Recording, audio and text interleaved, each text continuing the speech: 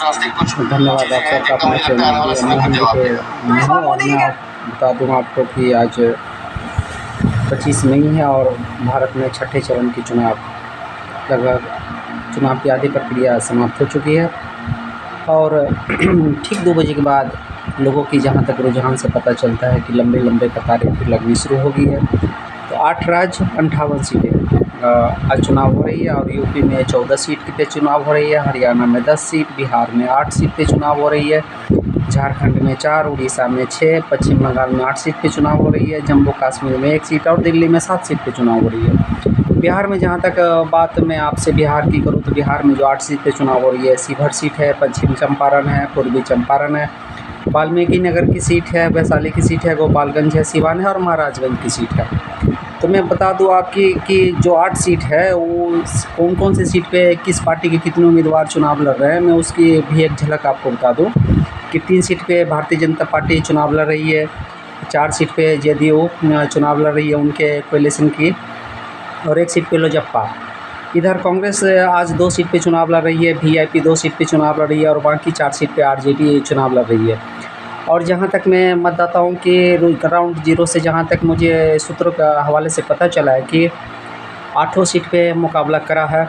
शिवहर में ऋतु जायसवाल जैसा कि अभी तक आपको चुनाव मतदान में आगे चल रही है, लोगों का रुझान अभी तक उनके प्रति और ज़्यादा एग्रेसिव देखने को मिल रहा है।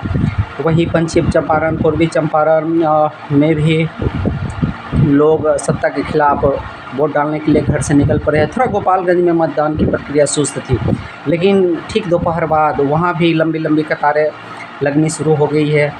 वैशाली में आप देखें, जैसा कि महाराजगंज में देखें, सिवान में भी थोड़ी सुस्त है, चूँकि वहाँ त्रिकोणीय मुकाबला है तो वहाँ जो अगरा वोटर है थोड़ा वो सुस्त दिखाई पड़ते नज़र आ रहे हैं अभी तक के जानकारी के मुताबिक।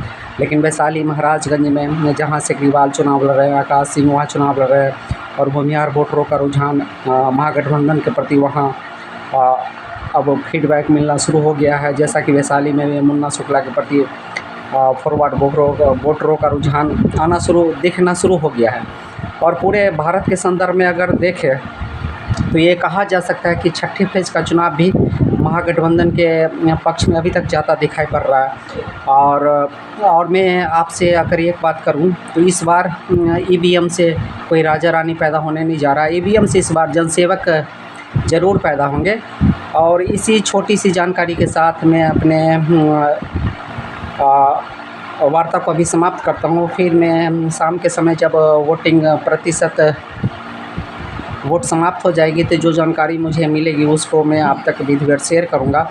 वैसे अगर ख़ास तौर से मैं आपको जानकारी दे दूं कि अगर आप जहां भी वोटिंग डाल रहे हैं तो उस एक बात को आप ज़रूर ख्याल रखें कि मतदान के बाद अगर पोलिंग एजेंट है तो 17C का जो फॉर्म है जो आप फिलअप करते हैं और पीठासीन पदाधिकारी को आप देते हैं, तो उस फॉर्म को आप अपने पास ज़रूर रखें और उस फॉर्म का मिलान आप अवश्य कर लें।